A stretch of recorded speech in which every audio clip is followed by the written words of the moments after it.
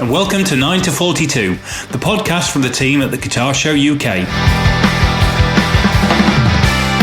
Join us for interviews, updates and chat with artists, influencers and those that manufacture the gear that we love.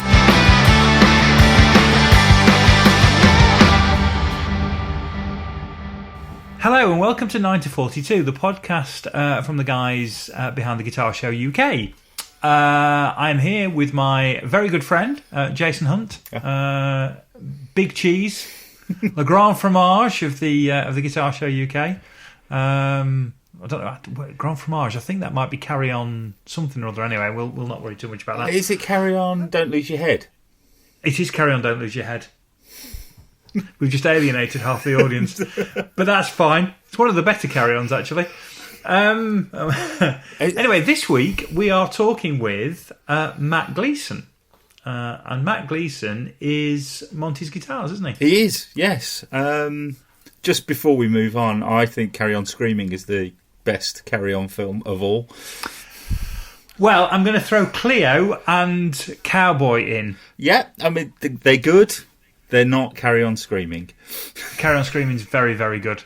And not quite the normal cast as well. No. No Sid James. No Sid James. Harry H. Corbett. Yes. I'm assuming playing the Sid James role. Yeah, pretty much. Yeah. I don't know, had Sid died at that point? I don't know. We're very off topic.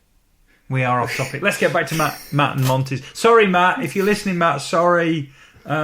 And also, Matt, if you do know if Sid James had died at that point, let us know, which would be great. So, Matt Gleeson, Montys Guitars, and did Matt ask if he could come on the podcast? Because he did, yeah. It was quite nice because I just got an email that said, we listened to it in the workshop. Can we come on? And it was like, well, yeah, that's really good. It's nice to know that people are listening, and it's nice to know that people are listening and enjoying it so much that they want to come on, which is really funny because Mikey Demas emailed me the other day as well to tell me he'd been listening to it and laughing about the fact that I forgot to ask about Russ Ballard. But, yes, yeah, we're going to have to do Mikey again just for the Russ Ballard. Because he said there's loads of stories he can tell us that are really funny, so I'm looking forward to catching up with Mikey again. Right. Well, Mikey. Well, we said that Mikey might be one of the first ones when we can do face to face. So maybe that's the one. I think we should do a double header with Mikey and with Adrian. Yeah. If I'm being honest. Yeah. Well, that'd be good for a giggle. And if we do it on a day where Mikey's in Northampton rather than in Brighton, we've got less to travel. Yes. So. Yeah. Let's do that. Anyway, back to Matt. We should spend more time on Matt because he's a listener, which is great. I hope he doesn't affect the quality of the work listening to this while they're. I can only think that it drives them on to produce even better pickups, and we both know that's shite. But so we'll dive straight into this because it's quite a long chat. This one. Though we lost track of time, really. It didn't feel like as long as it ended up turning out to be when I came to edit it. No, I don't think we'd realised quite how much there was to Matt's story, really. Yeah. I mean, certainly some of the things that he talks about, I hadn't realised. I mean, I've only ever known him as being the bright, bubbly, kind of sparky character that he is. Yeah. Yeah, no, it was very, very interesting, and you will thoroughly enjoy it. So, without further ado, have a load of Matt Gleeson from Montys Guitars. See you in a bit. Hello, and welcome to another episode of 9 to 42 podcast. We're sat here with Matt Gleeson from Montys Guitars. Hi, Matt. How are you? Hi, man. I am good. I'm enjoying this lovely day. Well, how is the weather with you? Just out of interest. Mildly muggy, typical, Mildly muggy. Typical kind of London weather. Feeling a little bit close. Right. Okay, that's fine. Jace is with us as well. How are you, Jace? You all right? I'm all right, Ant. How are you? Yes, I'm not too bad. And I have to confess, I've never met Matt before. I know very little. I know very little about your brand. So I'm going to kind of sit and chime in when it feels appropriate and let Jay take the lead, I think.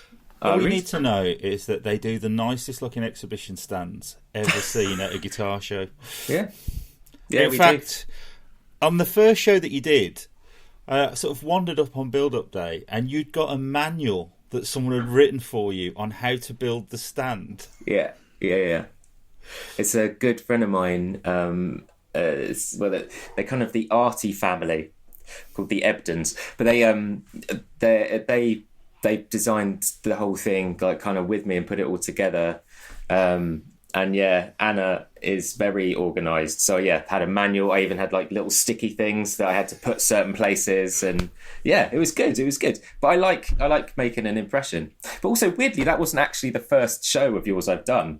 I did one. You dodged onto someone else's stand, didn't you? Yeah, literally, it was like 2011, 12, something like that. Like really, really early on.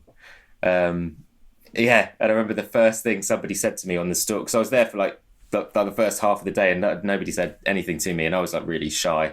And this bloke just came up to me and went, "Your string spacing's wrong on that," and walked off. So okay, fair enough. I can only apologise for my visitors. Sorry. No, it's all right. It's all right. You know, in fairness, it was wrong. Which stand were you on? It was Adi from Vanquish Guitars. Oh God, yeah. I haven't heard of Adi for years now. Yeah, I'm not too sure what's happened, because he had this shop called the Guitar Lounge, because he had Peterborough. Yeah. I mean, so he had a workshop on one side of this industrial unit and a shop on the other, which he did with another guy, and they brought over, he imported like Divided by 13 and that kind of thing. But now I think he's just solely just doing his thing, trying to make it work. It's, you know, he makes amazing stuff, but it's just catching, you know, trying to catch, you know, people's imaginations with it, really. I think he's what I'm struggling with. Yeah. Cool.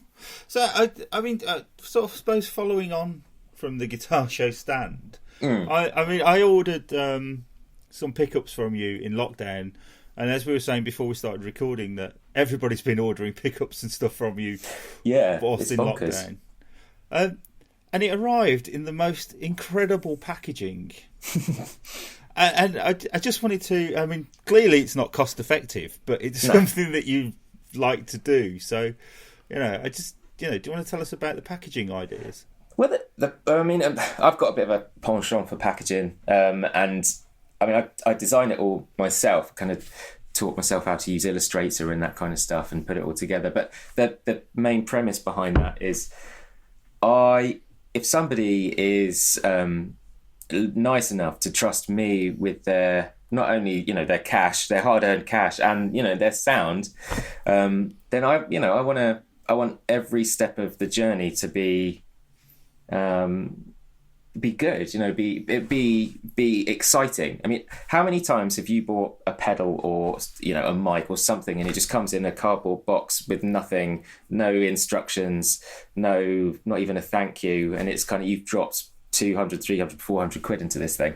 And I think from the way I see it is that I want anybody who buys something from me for the whole thing to be memorable, and also for them to know that I really appreciate it, and that we, you know, really care about their individual thing. I mean, everything is handmade for the person.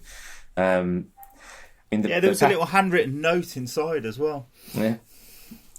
But that's that kind of stuff that makes a difference. I mean, we're a small team. You know, now after lockdown and all that kind of stuff, there's 3 of us pretty much full time, and we've got our systems down, so we can get all those things out, get them done, and I think it's worth it. I mean, yeah, it costs a bit of money, eats into margins and stuff, but I think it's, with anything, when you're when you're a brand, you want people to kind of love the stuff that you do, and give it, you know, I want to give that kind of, just that thanks back, really. That's all that's really about. I mean, it's weird. Oh, sorry. Go on. I have to say, it's weird. I have no idea what I'm going to do with this wax sealed string, but I can't bring myself to throw it in the bin. No, because it's it's a good thing. I mean, you don't see many wax seals anymore. I mean, no. I mean, basically, I just wanted to be a medieval duke, and that's the whole thing. But yeah, no, it was cool. I remember when because I came up with that whole idea really, really early on, and I remember sitting down with my wife saying, I've got this idea that everything's going to be wrapped up like it's like comes out of Hogwarts or something, and it's, wax seal and all that kind of stuff, and it was just such a waste of money, so stupid, why are you doing it? Well, but I think people comment on that, and I like it when somebody makes a bit of effort, once I've bought something, but yeah, I know it's on a different scale, but I've always been the Apple packaging has always been a thing for me. That from the go back to it was the iPods probably originally. The packaging was always amazing, and it continues to be amazing. And I know it's mass production, so they can't do the individual things that you're doing. But and I just ordered a new MacBook Air, and it arrived, and they now. The outer box that it comes in, so it's you'd got kind of, and obviously you won't see this if you go to a store and buy it, but I ordered it and it came directly, and you took the top bit of the box off, and it was like the laptop in a box, the actual the white Apple box kind of almost popped up out of this thing. It was amazing, and it was within a box, and it was complete air all the way around it, so it was completely. Kind of a box within a box the way they've done it. I just thought it was amazing that they're actually going to that extent now with the outer boxes. Yeah, no, but Apple have always been they've been smashing them. I mean, they have they time the length it takes for the bottom if you just pick the box up for it to drop out, and they're really specific about that. But it's crazy. Nike actually their packaging is amazing. They've now got it. I bought some. Shoe, you can design your own these ID shoes, and it comes in a shoebox size box, but it's got like a hole in one end, and you slide the whole thing out like a matchbox, and it's got your name written on it, and it's all it's amazing. There's a drone. There's these little kind of remote control droney things, and they did some Star Wars ones. So they did an X-wing and they did a TIE fighter. And my old boss at work bought one. And he brought the this packaging. Is the third week running he's mentioned Star Wars. Yeah, sorry. But he brought this thing drinking in. Game soon. Yeah. Kenobi. And he brought this thing in, and he said, just open that. And I opened this box, and like this inner box, which had the drone in it, rose up out of the outer box, and it lit up and it started playing the Star Wars theme tune as it popped out the box for the first time. And if you've never seen it, you can Google it, and there's plenty of unboxing videos of it. And it was just like, even if the drone's shocking, even if you can't fly the thing and it proves to be awful, that one moment was just worth the cost of admission. Yeah, I mean, I have to jump in and say the pickups are good. It's not just the packaging. No, of course not. The weird thing is, though, I've not actually heard them yet. So I in a lockdown frenzy, the room that I'm sat in now, I redecorated and tried to sort all my gear out, and I'd had a bit of a clear out, and one of the things that I hadn't got was a humbuckered Les Paul. Okay. And I've got a Les Paul. It's an Orville, and it's a. I had Rob Williams changed it for me, so he changed it to a P90 and a staple. So he routed out the humbuckers, refilled it, re-rated it for P90s, dropped those in, and resprayed it. So it's a replica of, what is that, the 56 Les Paul Custom, I think? Yeah, something like that. And it's incredible, but I had got a gap where I hadn't got a humbuckered Les Paul. And I've had many Gibson Les Pauls, from studio up to custom shop, and sold them on because they all sounded far worse than the sound of a Les Paul in my head. Yeah. And in fact, the only Les Paul that I wish I'd never sold was a Greco Les Paul that I had, 10 years ago probably. Yeah. And when I was starting the show business, if somebody wanted to buy a guitar off me, they could have it, because you know it's like when you start your own business. Oh God, yes. Yeah, you're not exactly flush with cash, are you? No, never. And I really regretted selling that. So I was on Reverb, and there's a guy in France. What's he called? Japan Guitars or something? Oh yeah, I bought a Greco Junior from that guy.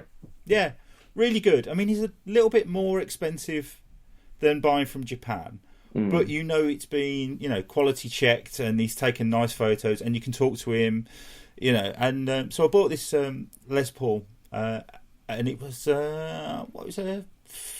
what was it, an 1800 or something like that? So one of their really good Grecos. Yeah. And that's gone straight to John at Rexter because it had got the tomato soup sunburst on it, which is just horrible. It's like a clown guitar. So it's with him, and he's stripped it and he's respraying it next week for me. So the pickups went from me straight to John so he can put them in. So very good. I said, what's the guitar like? Because I've not actually seen the guitar yet. It went straight from France to John. To him. And he went, it's lovely, mate. It's really light, nice chunky neck. You're going to love it. I was like, I know, but that was like 8 weeks ago, John. Can I have it soon? Yeah. Oh, man. So what's the ETA? So he's hoping to have the spraying finished next week, and then I assume you've got a couple of weeks of it drying off. I suppose it depends on the weather, doesn't it? And I'm hoping that he's going to do a bit of lacquer checking on it, because I don't like new-looking guitars. I like old-looking guitars. Yeah. So it's probably going to be a month before I see it. Okay. By which point, I'll probably just be able to drive down. Well, I'm not driving down to him. He's in Norwich. It'll take forever. Honestly, it's quicker to get to Paris than it is to Norwich, I reckon, from Birmingham. So we've talked a bit about we've talked a bit about the packaging, but I suppose we ought to talk a little bit about the product. So yeah, where did it all start for you? Well, I mean, I started. I'm a guitar tech by sort of trade. I started and sort of luthier. Although, in all fairness, I don't really consider myself a luthier. I don't really build stuff from scratch. But I started back in 2000. I got an apprenticeship at a place called Chandler Guitars in Kew, and I was their plec operator, which was interesting. But when I was there, I mean, they had. The workshop was one of the best in the country, and I kind of landed on my feet. And the guys that were coming in, you had your Townsends and Gilmores and all that kind of stuff, all coming in, and so straight off the bat, I was seeing like really cool gear. It wasn't just Ibanez's and this that, and the other. I mean, we had like the gold 0001 strap that was in. Gilmore's black strap. We had one of those in. Loads of stuff. Crazy. In fact, the first Christmas I was there, I was Chris Rea came in, and he was just about to do his like Christmas driving home for Christmas tour, and my job was I had to. Charlie was doing something on his guitar, and I had to clean the gaffer tape off all his leads, and I was like sat at the front of the workshop, and he was just talking to me about football and stuff, and I have no idea about football. I'm like, yeah, literally, it's like kick the ball in the goal. And so yeah, I was just making that up as speaking to Chris Rea, which was kind of bizarre. But from there I started, and I was sort of instructed as well as to what good guitars were, what bad ones, what made things sing, and what was good, bad, and ugly.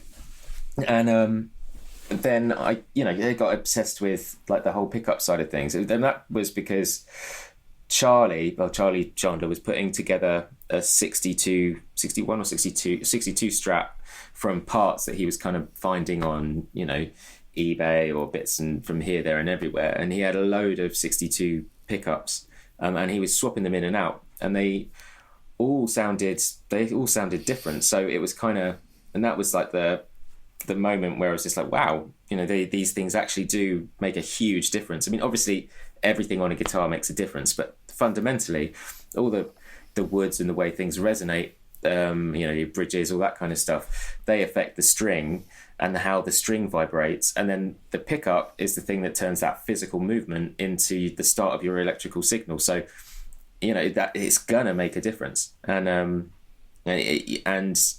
that was that. I was kind of obsessed. I mean, I get obsessed about lots of like weird little niggly things. So, then it was a deep dark hole, and now I can't even see the bloody sun. To be fair though, I mean, obviously with my job, I talk to a lot of people that are, for want of a better description, little brick builders. And every single one of them is completely obsessed with that little bit of the chain that they do. And I think to get the reputation, you have to be obsessed. Yeah, really. Yeah, of course, you have to be, because it's that. It's like on a Formula One car. They all can go really, really freaking fast, but then they spend hundreds of millions just to get like 0.0001 of a second faster. You're looking for that tiny bit that opens up everything. I mean, I think you're only going to make truly great what you love. It's like when you hear comedians and stuff talking, and they're like they'll only write jokes that make them laugh, and then you just have to hope that other people find it funny. But I've got, like, in my head, the way a guitar should sound is a particular way. And if you listen to all of the pickups that we've done, they've all got there's a similar thread running through them. One of my biggest thing is clarity and being heard in a mix. And as I was saying earlier, I used to play in like this covers band, which we had track, keys, lecky drums, bass, multiple vocals, all that kind of stuff. And especially in this day and age when stage volumes are going down and down and down, you can't just crank up, rock up with like a 700 watt Marshall and 72 speakers and all that kind of stuff and just turn it up. You've got to there's a frequency that you can sit and you can cut through everything, still be heard. And that's the magic for me. It's kind of, if you can sit there and get all the right highs, but not piercing, just you can sit there. That's kind of it. I think you're right. I think that was always my dissatisfaction with Les Pauls, that they were always too mushy and didn't really represent the sound that I had in my head, and the sound that I suppose when you look back now and you go, well, that's not what the Stones sounded like when they were playing Les Pauls, and then you realise, well, they're playing 58s and 59s, and their pickups were very different to the modern ones that I was getting. Yeah, and it took a long time to get to, a lot of wasted money on Les Pauls to get to that point, really. Yeah, but if you think about it, in the 70s, 80s, 90s, as amps got bigger and bigger and bigger, if you think of those like 100 watt Marshalls, they're really toppy and they've got huge amounts of headroom, so they needed a lot of punch to drive them and all that kind of thing, and so you could have a 20k humbucker that and it would still sound bright because it would have clarity there because the amp is so toppy and you're kind of compensating for everything. But now everything's gone kind of back to the way it was at the beginning, and some because of all the Kempers and all that kind of thing, where you don't have that. You have most people are using small amps. They've got their own character, and you can't slam there with signal, because then they mush up, and it doesn't. You want everything to kind of breathe, because then you're playing, which, let's face it, is the main part of it. You can be more dynamic. You can sort of vocalize what you want to more easily through it, rather than it's like you hit a note subtly and your guitar just goes no, is it hard? It just goes still. You've got that kind of range in it. So how do you go from Chandler's to Montys? Well, all the other repairers kind of went off. Charlie went and started his own store, and I was kind of like left, as there was me and a guy called Brinsley Schwartz, were kind of the only repairers there. And in all fairness, all the way through my life, I've always want to have my own thing, do my own thing, and I kind of just started branching out. I was going to open a guitar shop with a mate of mine. And that kind of didn't happen. In fairness, thank God. But that's when Monty started, and we started doing kind of little repair bits for people that kind of, was a bit naughty really, people who couldn't afford Chandlers. We would just say, well, we could do it for you outside of it. And I set up a repair shop in my spare room, and started that. And guitarists are kind of guitar techs, sorry, but it's a bit like a hairdresser. You find one you like and you stick with them. So I was just really lucky. I had people that wanted to keep coming back, and it kind of grew from that. And then in 2010, so that started about 2005, and then 2010 I properly started to push it. My son was born, and that was kind of like a kick up the arse. You've got to do something proper, and it's really started looking into the developing the products and stuff. We actually rented our house out in London and moved up to a house in Peterborough, which I rented. It was like £500 a month, and I got a garage in which I just decked out and figured out how to make a pickup winder, then taught myself how to wind, then figured it all out. I mean, there was all months of screaming and throwing things at the wall, and it was that kind of stuff. But it was down in the grit, actually properly sort of scrabbling around trying to put it together. And slowly, it just kept, it kind of picked up. And it's only, now, it's actually at the beginning of lockdown, we got overwhelmed with orders and stuff. And it's the first time ever that I haven't got time to do any of the repair stuff anymore. So we've actually flipped from a sort of, but what started as a service business to now we're pretty much just just product, which it's actually it's pretty cool. It was kind of the sort of 10-year plan really, but it's been a long. So I started in this garage in Peterborough, then moved to a shed. I was there for 2 years, then moved to a shed out the back of a studio in Richmond called State of the Arc. Which the owner actually sent me a photo last week. They just knocked it down, my shed. But I say it was a shed. It was designed to hold the reverb plates for the studio. So it's like insulated, had electricity, heating, all that kind of stuff. I was there for a couple of years, and then I had this. I did some work for Katie Mellower, and she came into the sort of, well, she was dropped off by, she's married or I don't know, anyway, this guy called James Toseland, who's a MotoGP rider. And at the studio, usually I would just go through the studio and meet somebody at the front, and we would chat about what they needed to do, and then I would just sort of hide the fact that I was in a shed out the back. And they had this, I can't remember what her name is, but it's like a French jazz artist was in the studio the day that Katie was going to pop over, and she refused to let anybody go into the studio. So even I wasn't allowed back in. So, it's sort of peeing behind the shed, that kind of level. And so I said that, could you come round to the back of the studio?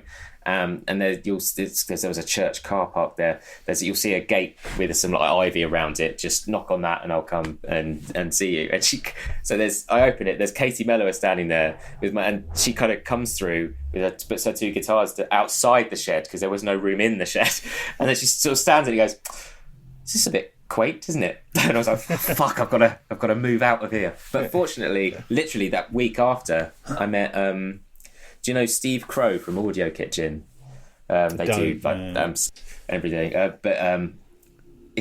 I spoke to him. We were doing some teching for the John Spencer Blues Explosion. Oh, I love John Spencer Blues Explosion. Yeah, they were playing Coco. So I went up to do some setup stuff before the show for them.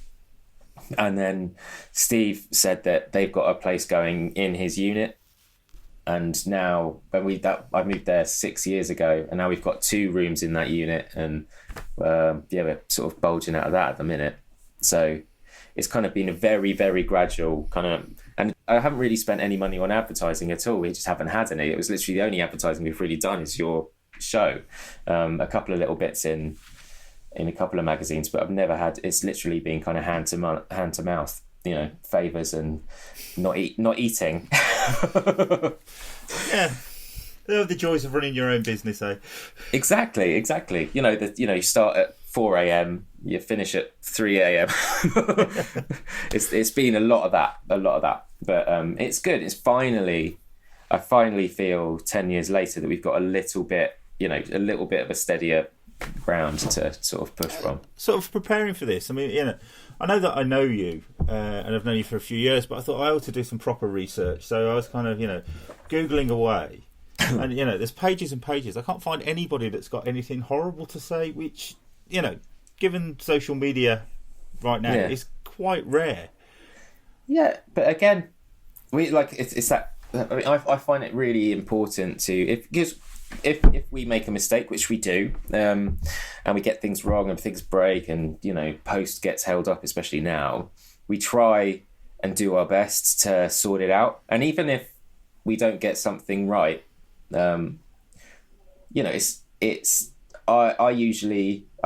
had this guy who bought some pickups. He bought some aged nickel paps from us.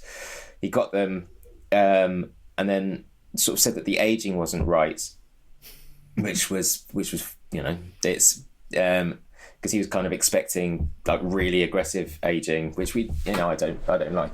That's not what old pickups actually look like. But and he also didn't like. Then he said that was the first thing. Then we hadn't plumbed the pickups into the guitar, and then he plumbed them in, and then he didn't like them at all. And like he kind of phoned up, and he was very upset. He'd spent a lot of money, didn't get what he wanted, which is fair enough.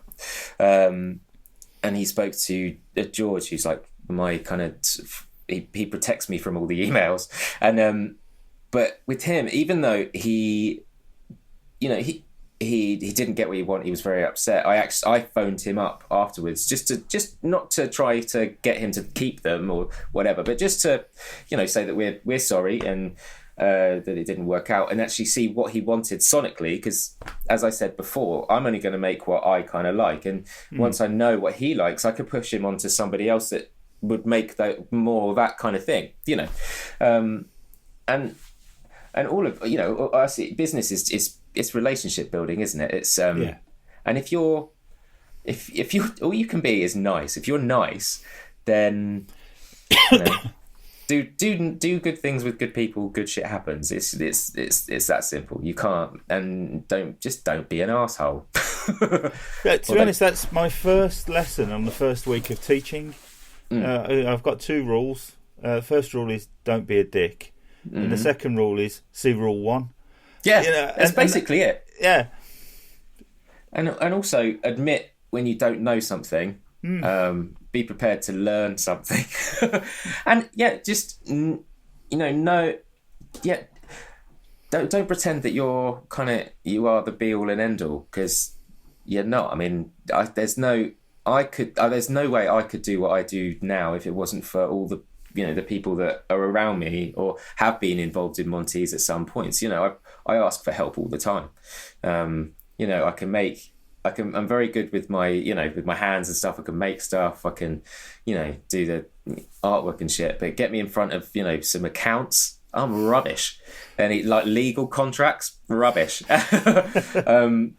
Patient. I've got I'm patient in a way, but also very impatient. So you need to be able to accept people's opinions and help as well, I think. So what came first, humbucker or single coil? What was the first Monty product? First Monty. Do you know the first official Monty's one? I think the first thing I made was a set of Strat pickups, just because they're the easiest to kind of make and wind, etc. But they sounded absolutely terrible. Because I've got a whack. I popped them in an old Tesco Value deep fat fryer that I've mucked about with. So I've actually turned the voltage down so the heat is a lot lower. But being an impatient when I first got it, when I first got the first one, I just sort of plugged it in, didn't even think, put the wax in. I was like, oh, this wax is melting fast. Put the pickups in, and they literally bubbled. It was like, So yeah, that was that. But the first actual official one is what is now known as it's a humbucker, and it's the full Monty set. Originally, before that, it was called the GT500, and before that, it was called the Mutterbucker because I made it for a mate of mine. But basically, it's designed to be as like, versatile as possible. So it's based on the Eddie Van Halen Frankenstein bridge pickups, which is basically it's an overwound path that can tap really well. Split really well. It's just to give you the most amount of sounds that you can get really. So it was that set, and then then oh god, what happened after that? It was quite quick after that, but I only had all like. So if you look at the website now, anything that's like it's called a retro wind or a full Monty, it was that lot. Then the original side of things came a bit later, just because I just didn't have the money to get the parts.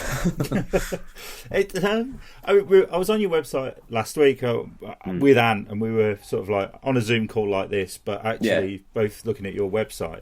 And I'm going through the list of players that play, with Monty's pickups, and I've got a Lazy J20 sat next to me. Good because when Paul Sayer came to the guitar show 2019, I think it was. It was like the sound of God to me. I mean, he got that Lazy J going. He was playing a Greco 335. And his Telecaster, which is pretty much my two sounds, really. Through that amp, and the whole thing just sounded incredible. So I'm saying to Ant, oh my god, look at this. Paul Sayer, Nally Colt, who I also think has amazing tone, and he's also the same sort of setup as Paul as well. Pete Townsend, and Ant says Terry Britton. Wow, let me tell you about Cliff Richard. So if you go on to like the Guitar Show's Spotify account right now, the last thing I played is, what was it called? Green Light by Cliff Richard. So I've been sat here listening to Cliff Richard because of your website. Well, I'm glad that happened. In fact, that the shed that I had my workshop in, Terry Britton owned that studio. I know him really well. He's a good guy. Well, I mean, I'm going to have to jump in and express, but I mean, when I was growing up back because I was born in 71, and I was conscious of music around the house, sort of from about 76, 77 onwards. And one of the albums that, and of course it was vinyl back then, and it wasn't like now where you had everything. You might have had 15 or 20 things, and the album that was on constant play was that album was Greenlight. And the other one was Nam Call I'm Nearly Famous, which is the one that has Devil Woman on it. And Devil Woman, I think, is about the first thing that Terry Britton ever wrote for Cliff. And if you weren't around at the time, you don't realise what a big deal that song was. It was massive, but it's got the most beautiful guitar riff in it. And it sounds fantastic. And I believe he's a telly player. And I've just always loved his sound. I thought as a player, he's just really economical player. But really tasteful, really, and then if you look at what he's worked on, incredible songwriter, incredible songwriter. He's one of the best guitar players I've ever heard. Literally, he's one of those guys that you can just sit in a room with him, and he'll just be tinkering away on an acoustic or something, and doesn't matter how shit the acoustic is. It sounds beautiful. He's just he's not flashy. It's just solid, really musical, really, really good. But yeah, he's a lovely. He's helped me out no end. Lovely bloke. so I'm afraid I have the link back there. It's me that went, oh, Terry Britton, how amazing! I think he's great. I'm like, oh god, I love Vintage Trouble. I love Temperance Movement. No, we end up listening to Cliff Richard. Yeah. But Terry's written for Michael Jackson, Tina Turner. In the studio, he also wrote a song for Blue, but that was like in the cellar, like at the back. But it's amazing. In the bathroom at the studio, there's a a telegram from Quincy Jones. Wow. And it says, "Dear Terry, so glad the Academy voted the same way I did." What's Love Got to Do with It is the best song, blah blah blah. But that's sitting on top of the cistern, and then above that is a picture of Terry and Eric Clapton, obviously a little bit worse for wear, with like fags in the end of their Strats. I think Terry's playing a Schecter thing and Eric's playing a Fender one, but just obviously having a bit of a laugh. It's kind of crazy. And that late 70s, early 80s, that was a golden period. There were some great session players kicking around at that time. There were some really good musicians. That whole concept of fix it in the mix, that didn't really exist. These guys were really, really top draw players that just went in and just did the thing, and they could all do the dots or whatever it was, and they just all and just in a way that I don't think you really get now. It's a different beast, though, isn't it? Now the whole recording thing. I mean, everything's different. I mean, there's still some stonking players out there, but yeah, it is a different beast. Cool. So, did Jesse from Lazy J also work at Chandler's as well? Is that where you met him? Because there always seems to be. Whenever I've looked at a YouTube video reviewing your pickups, it's plugged into a Lazy J. Yeah, it instantly makes it sound good. Yeah, I met Jesse. In fact, this links back to Terry Britton as well, because Jesse used to go, he lived in South London, and then and also in whereabouts in America, and used to flip back and forth.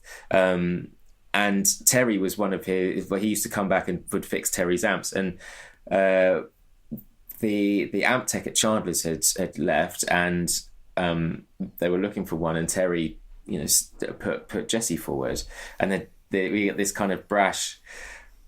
He's actually German but American guy comes in and just he fixes amps, but he fixes amps in a way that I don't know anybody else does. I mean, he literally, it's all pretty much by sound. Very rarely you'll see him kind of measuring stuff. He kind of knows what's going on with it, just sonically. He'll listen to something, go, oh, it's that, and then you change it, and yes, it is that. He's got a crazy set of ears on him, which is really surprising for somebody who listens to stuff at such a volume. But I remember, because I used to help him build the tremolo units for the J's and a few chassis and things over the years, and I used to go to his house in Guildford and sit sort of next to him and build the amps. And I got there one time, and this is Jesse is he's definitely not Mr. Health and Safety, but he had a J20 and a load of crocodile clips, and he had a power transformer. He had the one that's in the standard J20, and then this other one, and he was swapping them out, literally just sort of crocodile clips going here, there, and everywhere. And she's like, "Can you hear that difference? Can you hear it?" And I was like, no. I really can't. But then when he pointed it out, it's just the standard transformer that's in the J20 is actually underpowered for the J20. It's just why it's got a fan on it. I don't know if you've seen, to keep it cool, because otherwise it would just cook itself. But this bigger one that could handle it, it kind of lost. There's this bloom around the note on a J. There is, yeah. Which, with the other transformer, it wasn't there, but the fundamental note was so much more present. It was a lot more pokey.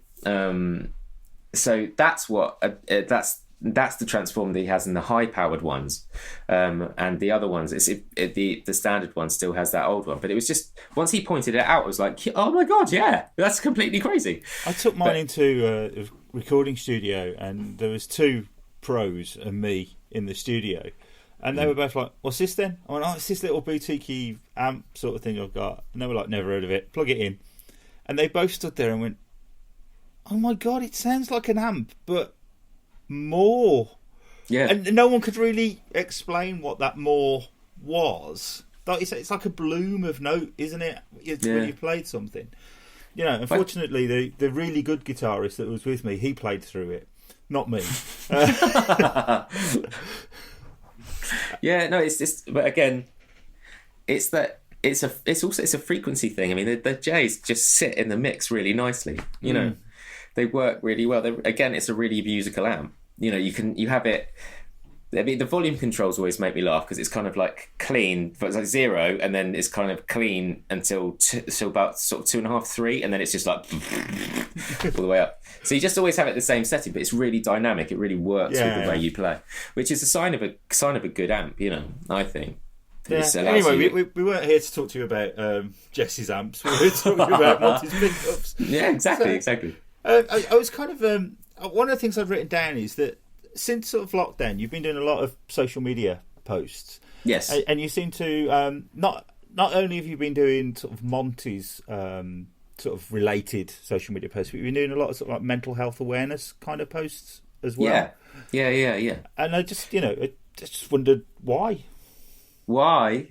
Because I think it's the most important conversation we can have right now. People's mental health is. I mean, if your mental health is up the shitter, everything else goes up the shitter. Yeah. And it's something that, especially as blokes, we're terrible about talking about that kind of shit. And the more we normalise it and make it. It is a normal thing. Everybody, but to varying degrees, suffers from, has stresses. It's only going to do us good. Blokes are, I can't remember, it's been a while since I've looked at the figures, but blokes are women are twice as likely to get diagnosed with a mental illness or 4 times maybe, I can't remember. It's a ridiculous amount. Yeah. But that's primarily because, well, A, they'll talk about it, and B, they'll go and see a doctor about it, and then they'll get help, and then they get better, hopefully. But the suicide rate in men compared to women is something, especially kind of, that sort of like 25 to 45 age group, it's like 75% more. It's fucking ridiculous. And a lot of it is because we just don't talk. And I've suffered from mental health problems. I'm on antidepressants and have been for 4 years now. But 4 years ago I had a proper breakdown. Literally got to the point where I was working. I was working every hour God sends and gigging to try and bring actual money in, and all the money was going back into the business and raising a family and trying to. Sleep and then all the pressures of trying to get the business to work, things not going right, all the stresses and that kind of thing, and I started feeling worse and worse and worse, and also weirdly, I mean, you wouldn't know it if you see me now, but I wouldn't talk. I'd have panic attacks talking to people. I'd do a gig for like a wedding or something, and afterwards I'd get off stage and the bride would come up to me and be like, "Oh, that was amazing," and I'd be like, and it took that hitting kind of rock bottom to be like, fuck, I've got to do something. I mean, I was literally sat at the table. And when you just can't, I couldn't smile. I couldn't even have a straight face. It was just like proper like, and it was freaking muscular. Like everything was just like, and it had got that bad. And my wife was just like, you've just got to speak to somebody. And I also spoke to a mate of mine that around that time he came to stay, and he said as well, it's like, man, you don't say anything. You never say anything. Nobody knows what's going on, really. I always have a laugh, but, just the general kind of shit that's going on, it's all just bury it. So, yeah, I went to the doctor, got some help, and literally it was like it flicked like that. I was just like, fuck. And now you can't shut me up, which...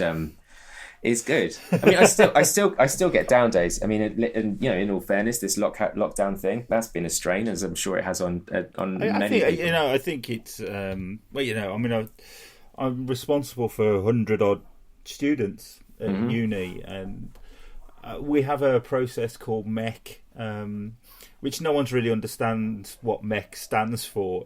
Committee is the final. So the C of it. So it's like it's MEC committee. Yeah, it's the MEC committee. Well, no, it's the committee. But as a university and group wide, we've seen a massive increase in the number of mech, which is extensions really, mitigating extenuating circumstances kind of thing, because and I think I'm 50.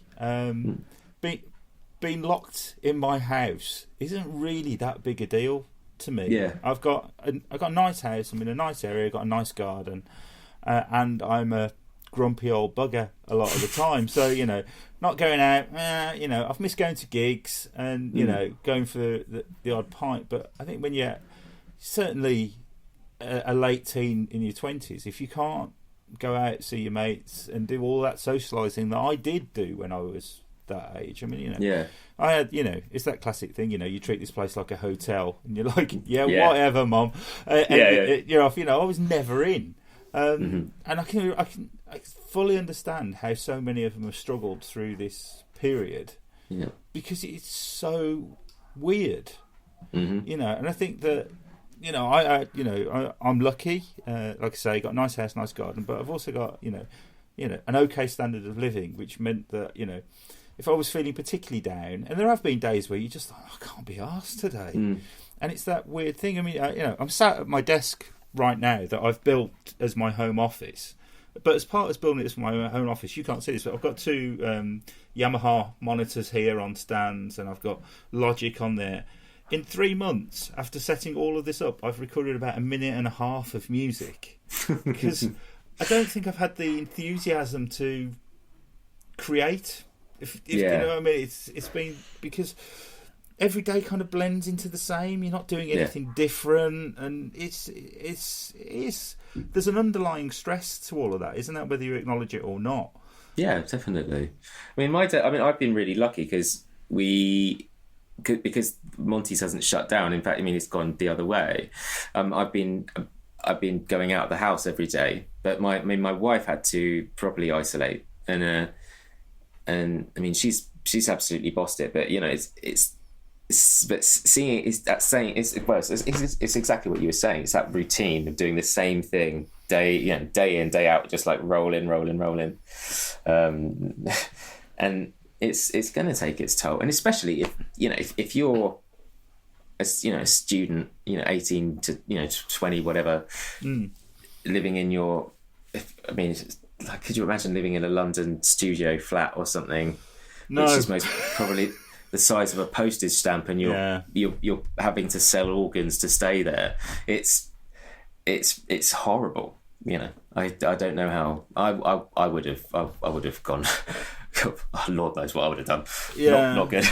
I was kind of appalled at the it's the newspapers really, and they show those pictures because obviously journalists don't travel outside of the M25, so whenever there's been crowds of people being shown somewhere, it's like, oh, look at Regent Park, we're supposed to be on lockdown, it's terrible, look at Hyde Park. And it's like, if you lived in a flat, you might call them apartments now because they've been rebranded, but the tower block flats with no garden, no balcony, nothing, and you've been in it for weeks. Where else are you going to go? A bit of sunny weather, and the press, look at this scum and stuff like that. You're really not helping this situation, are you? No, but they never do. I don't watch the news. I stopped about 3 years ago, really. I'll watch if there's something that actually, people tell me to watch it, I'll watch it, but I don't pay attention to it really, because it's another mental health thing, and it's just negativity slammed at you, left, right, and centre. I think it's like you always hear about the kids that have been, murdered or mugged or all this shit. But what about my uncle? My uncle's got his example. He's like he was looking after his granddaughter. They were in the park. She just suddenly vanished. He literally turned around and she ran off, and it was just like he shat himself. But he was looking for about 15 minutes, and then this bloke brought her back. You never hear about that, would you? No. It's just like, but it's that people generally, people are nice. Yeah, I agree. Fundamentally, the average person is a decent human being. Yeah, but if all you're being shown is people doing bad stuff, people being horrible to each other, this is bad, this is no. It's what you're going to think. You're going to, it's like if you surround yourself with people that are negative, you're going to be negative. I mean, it's another thing that I did when I had the breakdown, is I had to look at my friend group and family groups and sort of distance myself from certain people, because they would bring me down. I'm not distancing myself from somebody who has a down day, because everybody has a down day, but it's people that will only see the downside. You know what I mean? I mean, it's especially, I mean, you know what it's like when you run your own business. You've got to see the positive, because otherwise you'll fucking cry. Because it's so hard, and the energy it takes to stay in that space is it's a lot. So as soon as you get knocked down, it's a nightmare. Yeah, and before we came on, I've just been having an email conversation with an exhibitor, one of the bigger stands at the show. They sent me an email and said, I understand COVID, blah blah blah, but what are the plans with the show? And if I'm perfectly honest, I haven't really thought about the organisation of the show for weeks now, because I don't know if I've got a show in February. I've got a show next year. It's just when. Yeah. And they went, we're just doing budgets, so can we book? And honestly, the little lift that I got as an event organizer, getting someone going, yeah, still up for it, and you're like, oh yeah, that's amazing. Yeah. That's good. We're going to be, hopefully, which I need to speak to you about. We're going to be there again. Excellent. Next year. But yeah, running your own business is it's hard, but it's the same as being in a band. It's a band as a business, and you've just got to keep pushing, and you've got to be this kind of force, this positive force to push it forward, because nobody else is gonna. And yeah, I mean, and again, that goes back to why the packaging that I send out is the way it is, and they get all these things. It's a thank you, and it's like more, it's positivity, isn't it? And yeah. And that's what you want to project, and that's the space I want to be in. Fundamentally, that is it. Yeah, I couldn't agree with you more. When I started working in events nearly 25 years ago now, the sort of 3 months before my annual event, I'm fully aware I was a nightmare to live with. It was such a big deal, and I mean, I love my event, but when I worked at the NEC, my events were 10 times the size. Yeah. I used to do one of the first events I did was a classic car show, and like 65,000 people went to it. I mean, it's a lot of pressure, and a lot of pressure is applied from above to ensure that you hit targets and so on like that. And as I've got older, I've just learnt how to deal with it. I'm now not a nightmare for 3 months. I'm probably a nightmare for 3 weeks before the event now. Yeah. You kind of figure out what's important in that sort of time. But and it is that it's keeping that smile going. So many people say to me on site, "You seem so calm and so relaxed." It's like, I swear to God, if you knew what was going on in my head now. Yeah, I remember the last show I did coming as I saw you. Was it the morning of the show? I had to get some passes or something, and you didn't look calm at all. No, it's brilliant. There's 100. I think I had 120 exhibitors this year, and they only know my name because, I'm the only person really that runs a guitar show. I have on-site helpers and stuff like that, but so I've got 120 people that want to ask me questions, and the queue sometimes is out the door when we're on site of people, and they're generally silly things that most of the team could answer, but they don't know them. They only know me. So it's not the questions that are difficult; it's the volume of questions that are difficult. Yeah. No, I get that 100%. I mean, one of the biggest game changers for me over the last. It was the last, especially from the last time we did the show was I had this a kid called Johnny Marsh, who's literally I met him at another show, and he's like just straight out of school, and he came to join the team, and he started he's like really, really bright, and he was just like, look, you're really shit at writing but really good at doing guitar stuff. I'm really shit at doing guitar stuff but really good at writing. why don't we switch? Why don't I do your emails? And I was like, oh, thank God. And it was a big thing, because I was really conscious that, it's my voice. I have a really particular way that I speak to people and all that kind of thing. And letting go of that, especially to this 18-year-old, I found it kind of difficult. But as soon as he kind of, I just put him at the keyboard, it was just like, why didn't I do this before?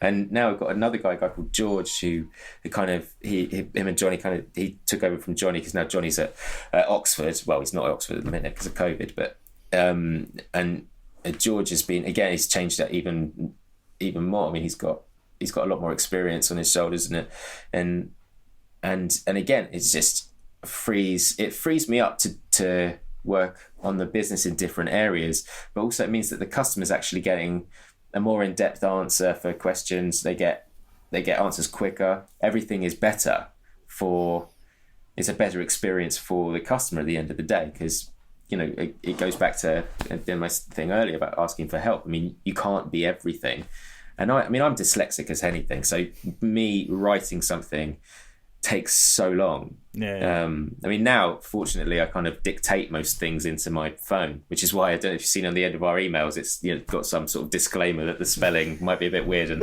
the sentences might be a bit odd. But yeah, so it's all about that stuff. Again, it goes back to people. Yeah, you're right. I mean, about 4 or 5 years ago, I was in Guitar. Mm-hmm. And Steve, the manager of the Birmingham branch, said, "Who does your social media?" And I went, "I do." And he said, "There's no complaint." He said, "But I think it could be better." He said, "I've got a guy that's just leaving here, who's setting up a social media company." And I was like, "Steve, there ain't enough money in the Guitar Show for me to be spending thousands on paying someone, part-time to do my social media." He said, "Just have a chat with him." So what we agreed was that basically my life gets hell from Christmas to the show. Right. And having to do that, like you say, talk to everybody, sort everything out. The social media was getting forgotten, but it's actually one of the most important things I need to do in that 2-month window. So I employed James to just do the social media for me. And it was like a couple of posts a day, blah, blah, blah, for 8 weeks. And the first week was horrendous, with me going, "What you posting? I want to see it before it's posted." Mm-hmm. Yeah, I had been the complete control freak over it. Yeah. And then as soon as I realised that James could handle this, like you say, all of a sudden, everything's easy. Yeah. I haven't got to worry about that. And, and that's how we've done it now for 4 years. I'll do it from March to Christmas, and then just James picks it up as soon as we get back after the Christmas holiday, and just run, so I can forget about it. So all of the messages that come through, I don't have to worry about being answered in enough time to get my stupid tick off Facebook for answering within half an hour or something. Yeah. I mean, what kind of insane pressure is that off Facebook? Yeah, don't get me started on them. I think I need to point out at this, having spent the day with you at the show last year, Jay, being fairly close proximity to you, I think people maybe they're mistaking the fact you don't talk a lot for you being calm. Yeah, I didn't think you were calm. I just thought you were quiet. That is one of my traits when I'm stressed, that I just shut up. Yeah. I've watched you march around thinking, yeah, I wouldn't say anything to him now because he's about ready to go off. He's gonna blow. He's gonna go at some point. You were walking very aggressively. I have to say on that day. I haven't blown at a show for a very long time. No. But, as I like to point out to my event management students, the Telegraph did describe it as the 5th most stressful job in the world. I would probably argue that there are many more stressful jobs. But it's the Telegraph. Who am I to argue? Yeah. It's in print. Yeah. I need to ask Matt. Matt, so what's next, Matt? Because obviously you're on the crest of a wave in terms of everything seems to be going well. You appear to have had a good lockdown. You've had a good pandemic. Yeah. Commercially speaking. So What's next? Well, I mean, I made a conscious decision about 2 years ago to kind of run with any crazy idea, and there's lots of stuff in the pipeline. We're working on pedals, working on amps. I've got a couple of other business things that are going. I've got a mental health kind of charity thing that we're doing. We launched it and it didn't really run as well as I'd hoped, so we're just waiting for some quiet time to start that back up. There's lots of stuff. I mean, my problem is when I have quiet time, I come up with a new idea, which is, I constantly. I mean, in all fairness, I would be doing what I do for a living in my spare time if I was doing a regular job. I love making stuff and figuring out how things work and creating. So. And there's lots of things coming, hopefully. Cool. Well, good luck with everything. I think all we can really say is good luck with everything. I've been hugely impressed in terms of the little bit of poking around into your business that I've done. Sounds a bit. Yeah, I was about to say, don't say that in the wrong company. I mean, isn't it about time that you do the, I've really enjoyed this threesome kind of gag? Yeah. Yes. Rock, paper, scissors. But no, thanks for your time. It's been hugely illuminating, particularly for me, who's the one who didn't know enormous about what you did and the backstory. So it's been it's a pleasure. It's an absolute pleasure. Absolute pleasure. It's been great.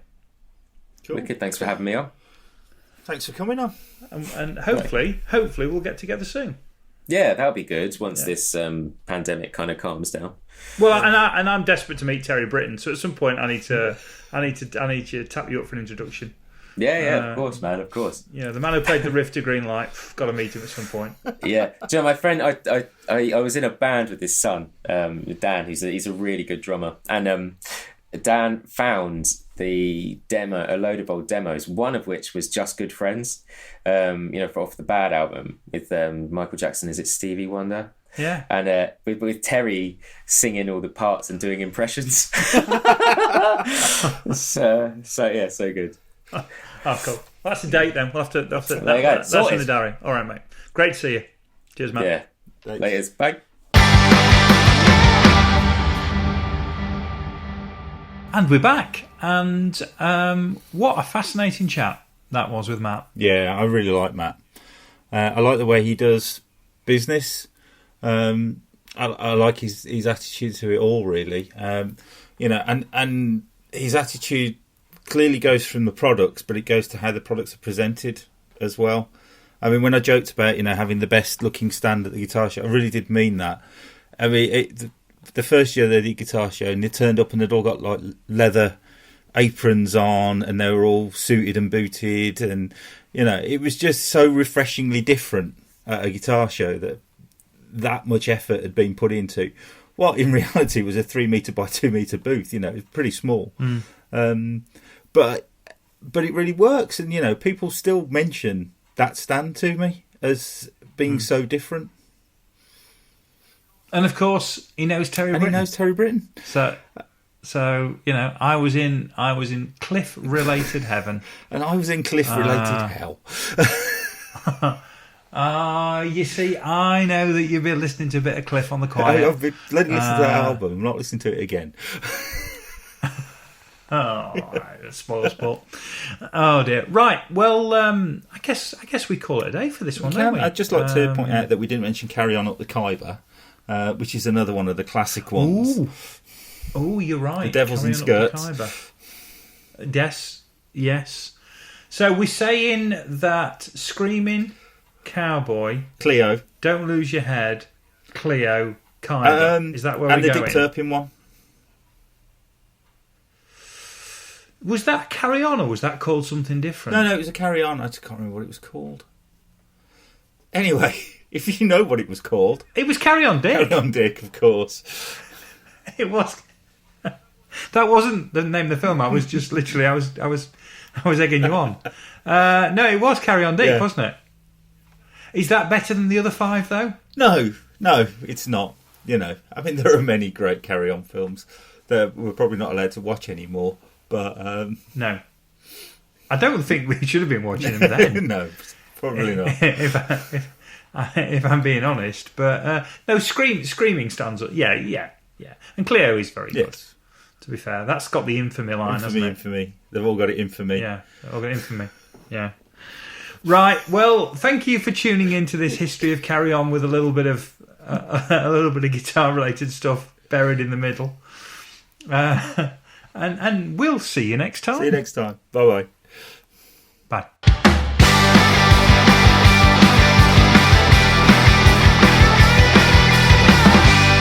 Thanks for listening to 9 to 42, the podcast from the team at the Guitar Show UK. If you've enjoyed the show, then please remember to hit the subscribe button and share with other like-minded souls. For more information about 9 to 42, please follow us on Facebook, Twitter or Instagram at the Guitar Show UK. This has been an A Short Stories production.